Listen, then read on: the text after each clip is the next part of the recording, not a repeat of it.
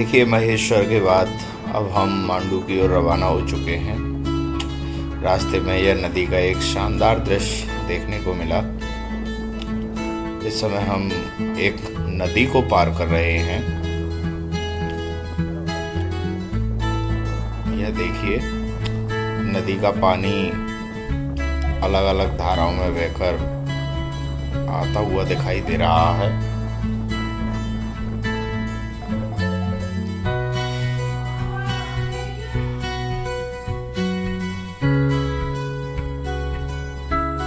मध्य प्रदेश के ये हरे भरे लहलहाते खेत देखने में कितने ही शानदार लगते हैं। मांडू का ये सुहावना रास्ता। अभी हम पहले धामनोद पहुंचेंगे, उसके बाद मांडू का रास्ता अलग होगा और वहीं से हम मांडू की तरफ बढ़ेंगे। जल्दी ये धामनोद आ चुका है और अब हम आ चुके हैं मित्रों मांडू के रास्ते पर। सामने जो पर्वत श्रृंखलाएं दिखाई दे रही हैं, वहीं कहीं मांडू है।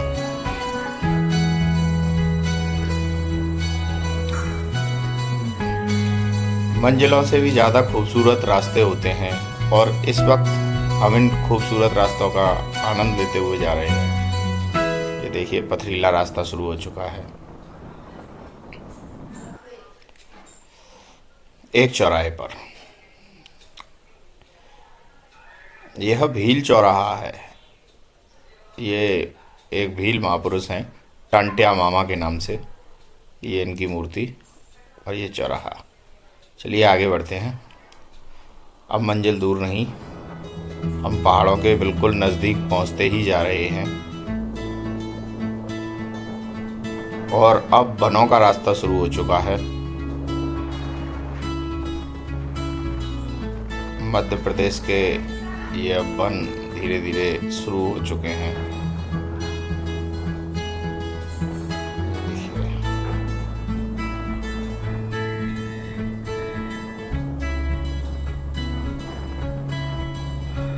मध्य प्रदेश के गांव कितने खूबसूरत लगते हैं।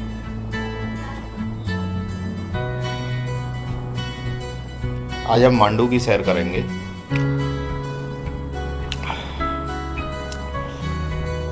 हाँ, यहाँ से वन शुरू हो गए।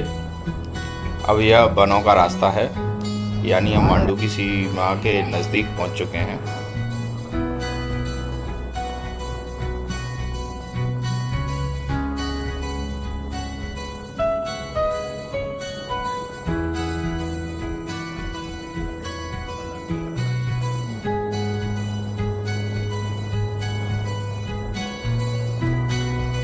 जल्दी ही घाट सेक्शन भी अब शुरू हो जाएगा और हम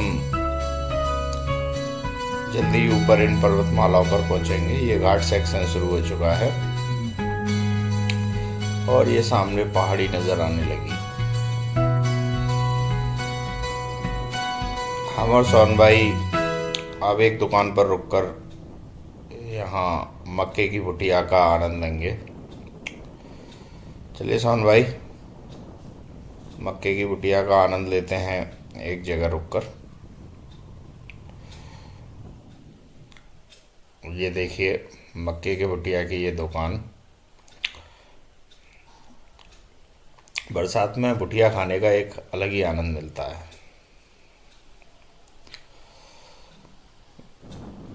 बढ़ते हैं यहाँ से आगे।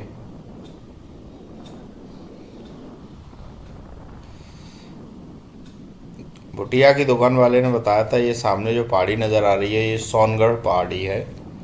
इस पर सोनगढ़ नाम से किला मिलेगा हमें देखने को। तो जल्दी हम किले के नज़दीक पहुंचने वाले हैं।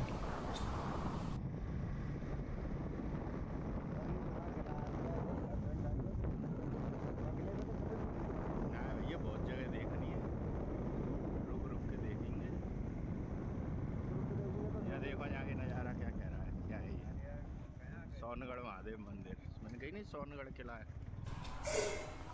फाइनली हम सोनगढ़ किले के पास आ चुके हैं। बरसात का मौसम है इस समय काफ़ी शानदार मौसम यहाँ बना हुआ है। सोनगढ़ किले का इतिहास काफ़ी फेमस है। गुजरात का शासक बहादुर शाह यहाँ से बच निकल कर भागा था जब मांडू को हुमायूं की सेना ने चारों तरफ से घेर लिया था। बहादुर शाह के भागने की यह यहाँ की प्रमुख घटना है। बाकी माना जाता है कि इस किले का प्राचीन निर्माण राजा भोज ने कराया था। हल्की हल्की बरसात शुरू हो चुकी है।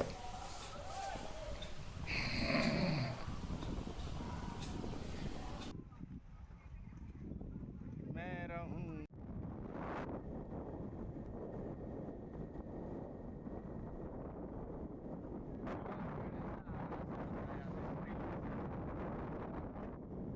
बहुत विशाल पेड़ है।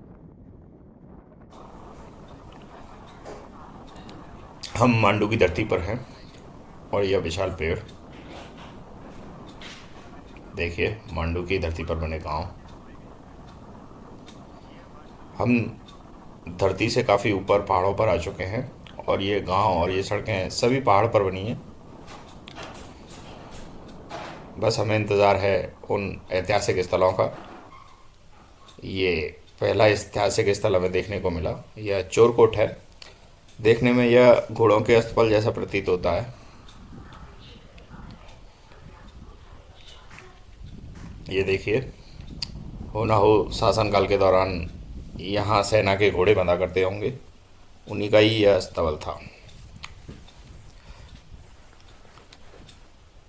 वर्तमान में इसे पुरातत्व विभाग ने चोरकोट के नाम से संबोधित किया है।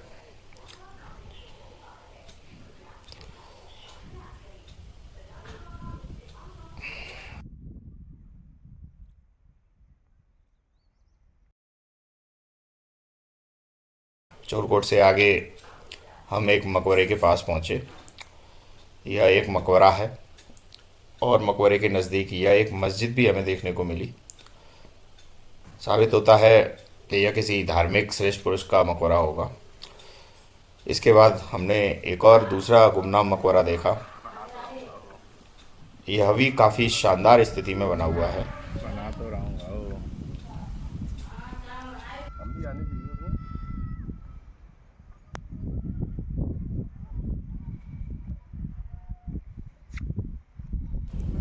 मकबरे की वास्तुशैली वास्तव में काफ़ी शानदार है और इसके चारों तरफ ये सुंदर बगीचा बना हुआ है।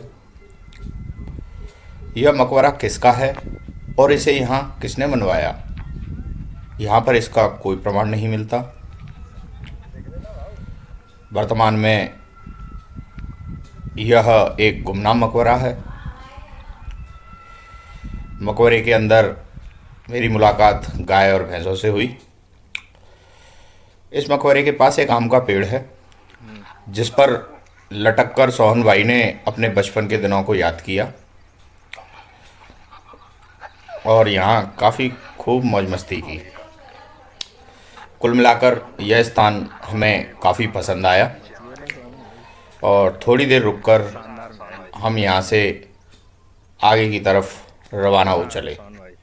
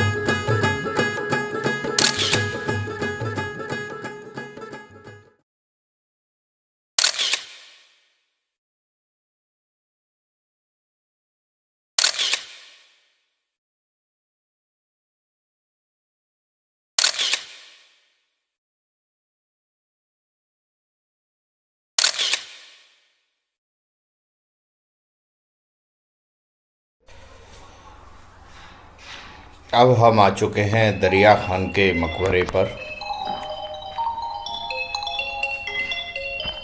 दरिया खान का मकबरा एक ग्रुप कॉम्प्लेक्स है जहां मकबरे के आसपास और भी इमारतें देखने को मिलती हैं।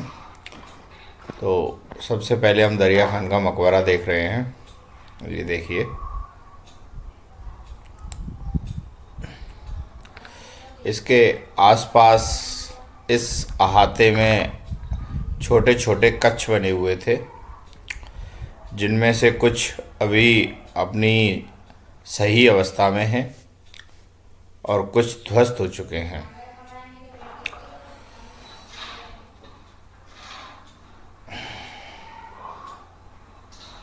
ये कक्षों का अंदर का दृश्य है। आप देख सकते हैं, काफ़ी शानदार मेहराबदार ये कच्छ बने हुए हैं।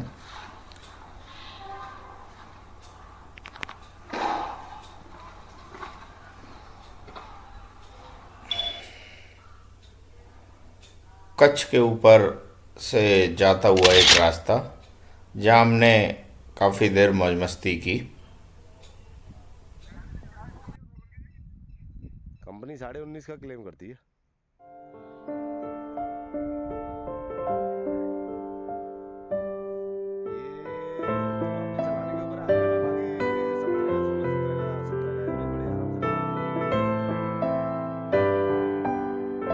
ये तो आपके चलाने के ऊपर है,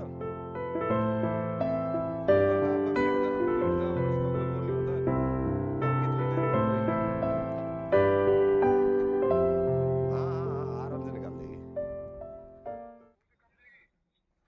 नहीं नहीं नहीं नहीं, कम काय को देगी।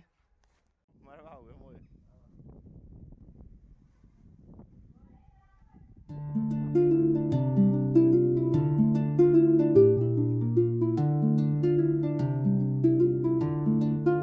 बन नहीं है। नहीं।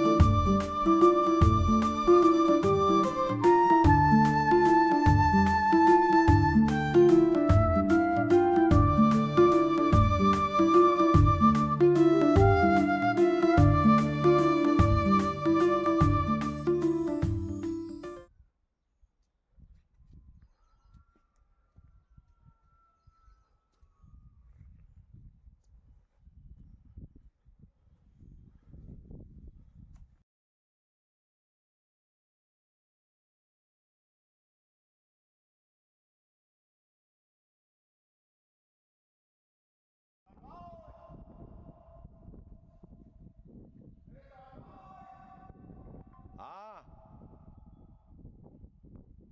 कहाँ गायब हो गया भाई?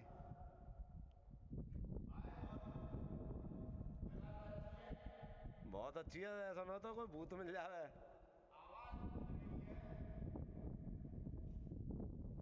आज चलता हुआ सुधीर इधर।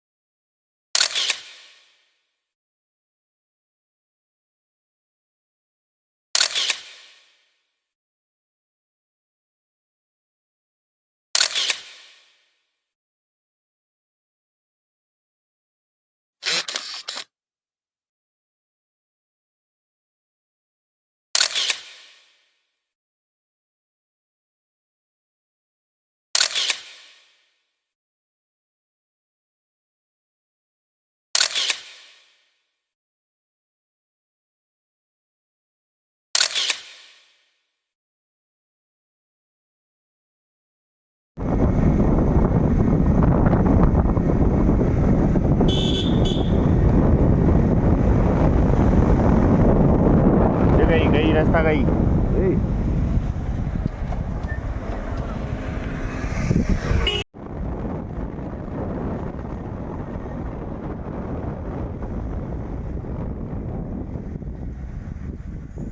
यही है। और दिखाएंगे एंड तक देखे चलो।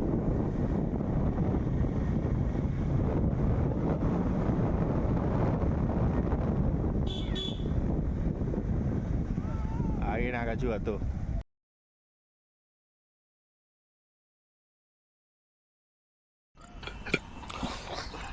यह स्थान दाई की छोटी बहन के मकबरे के नाम से जाना जाता है।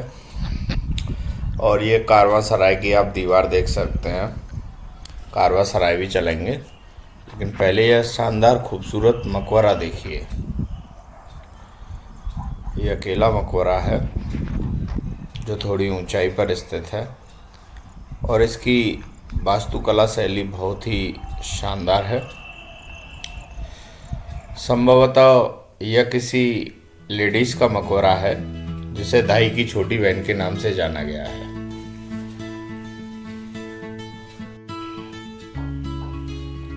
इसके नज़दीक ही बड़ी दाई का भी मकबरा है। आइए बड़ी दाई के मकबरे की तरफ चलते हैं। यह देखिए, दाई का महल के नाम से इसे जाना जाता है। दाई का शानदार मकबरा, संभवतः यह भी किसी महिला का ही मकबरा है जिसे इतिहास में दाई के नाम से जाना गया है।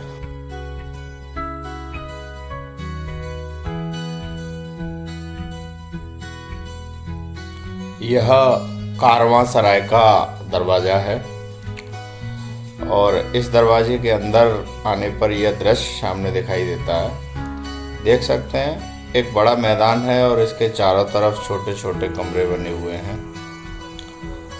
कारवां सराय का मतलब हुआ कि प्राचीन समय में या मध्यकालीन भारत में जो भी लोग यात्रा भ्रमण पर रहते थे वो इन सरायों का उपयोग ठहरने के पर्पज से करते थे, या जो व्यापारीगण मांडू आते थे व्यापार करने, उनके सामान को रखने के लिए इन कमरों का उपयोग किया जाता रहा होगा।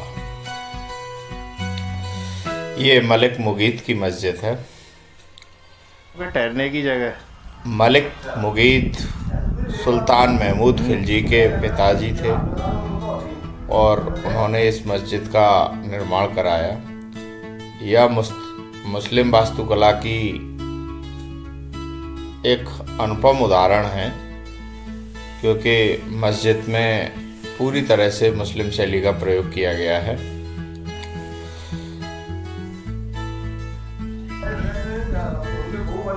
आइए इस मस्जिद से दूसरी तरफ चलते हैं जहाँ हमें अनेकों इमारतें दिखाई दे रही हैं।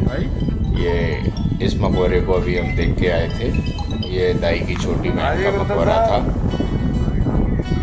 अरे नहीं, कारवां सराय तो कारवां सराय मांडू और भी अन्य छोटे छोटे बड़े मकबरे यहाँ दिखाई देते हैं। मांडू में वैसे भी सबसे ज़्यादा सिर्फ मकबरे ही हैं, क्योंकि मांडू मध्यकालीन मालवा की बड़ी राजधानी रहा है। चलिए चलते हैं आगे अगली मंजिल पर और देखते हैं हम कहाँ पहुँचते हैं।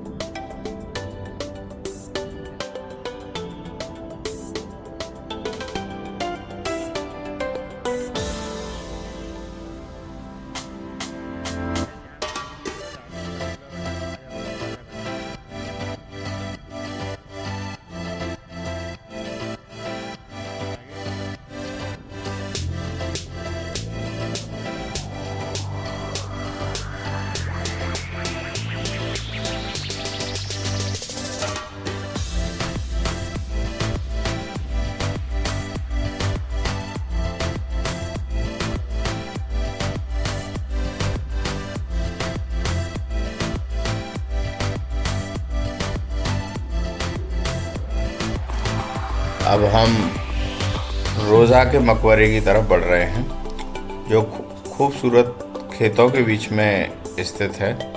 यह देखिए लहलहात है खेत, और इन खेतों के बीच में स्थित यह मकबरा।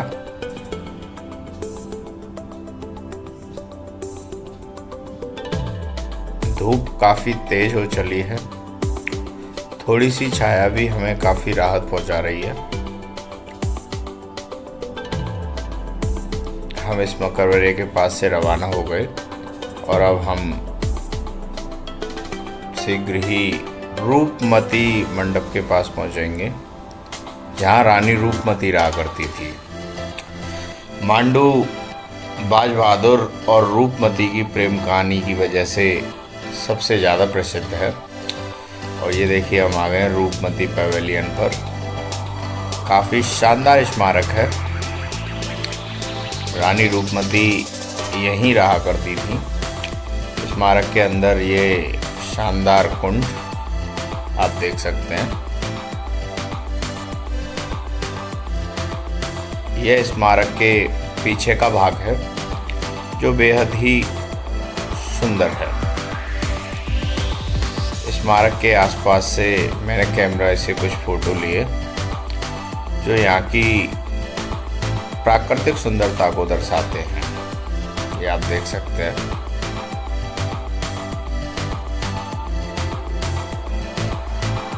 इसी पवेलियन से थोड़ी दूर बाज बहादुर का भी महल है।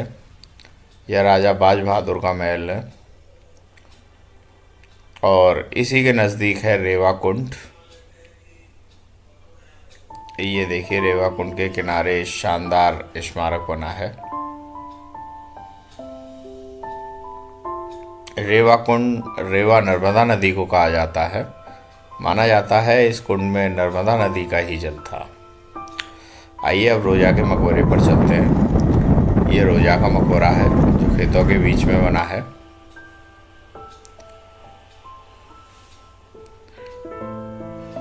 ये देखिए, अब तक हमारे द्वारा ये देखा गया 7वां मकबरा है। इससे पूर्व 6 मकबरे हम देख चुके हैं। रोजा का मकबरा वर्तमान में खेतों के बीच में स्थापित है। ये गोलाकार संरचना भी यहाँ हमें दिखाई दी। आइए यहाँ से आगे बढ़ते हैं और चलते हैं मुख्य मांडू राजधानी की तरफ। ये देखिए सरफी महल पर आ चुके हैं हम। सुल्तान महमूद खिलजी का ये मकबरा है, जो किसी समय में काफ़ी भव्य रहा होगा। और ये सुल्तान महमूद खिलजी की कब्र। इसी के ठीक सामने यह जामा मस्जिद हमें दिखाई देती है, जो मांडू की सबसे बड़ी मस्जिद है। यहाँ दाल फाफले का हमने भोजन किया दोपहर के समय, और इसके बाद हम जहाज महल देखने अंदर चल पड़े। यह देखिए जहाज महल, जो मांडू की सबसे भव्य इमारत है। जहाज महल के ऊपर से यह दृश्य दिखाई देते हैं। ये मुंज सागर की तरफ के बने स्मारक।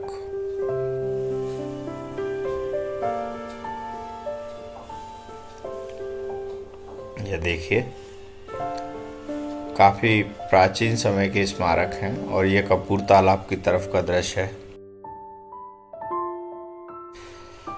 जहाज महल का निर्माण सुल्तान गयासुद्दीन ने कराया था। यह देखिए स्नानघर,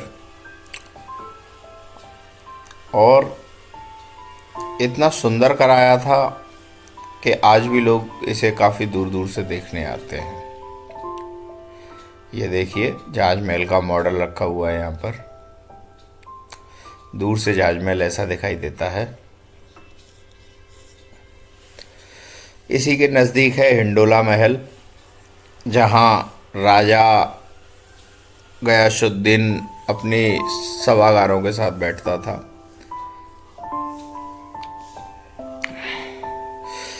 ये चांद बावली है। ये कुआं है प्राचीन समय का, मीठे पानी का। चांद बावली से कहा जाता है।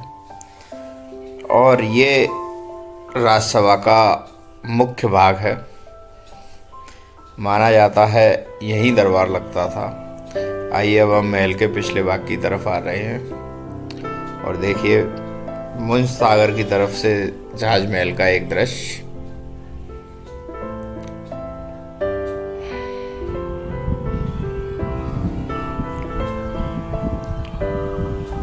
मुंज सागर की तरफ मैं काफ़ी देर तक घूमता रहा और इसके ध्वस्त अवशेषों को देखता रहा। यह वाकई बहुत शानदार था। मांडू प्राकृतिक रूप से तो सुंदर है ही, यहाँ के स्मारक इसे और भी खूबसूरत बनाते हैं।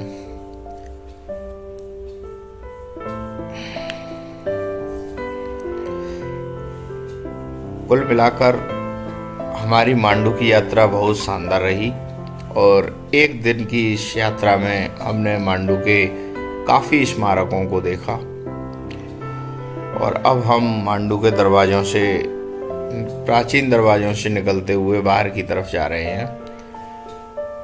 यह देखिए आलमगीर दरवाज़ा, ये अंतिम दरवाज़ा था और इसके बाद अब हम मुख्य सड़क पर आ चुके थे। यहाँ से अब हमें सीधे इंदौर के लिए रवाना होना था और अब हम इंदौर की तरफ बढ़ रहे हैं।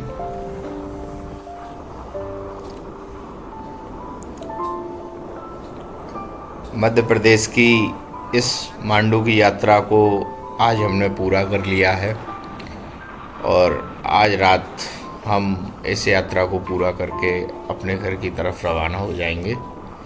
चलिए मित्रों, जल्दी मिलेंगे किसी अन्य यात्रा में। तब तक के लिए नमस्कार, राधे राधे, खुदा हाफिज़।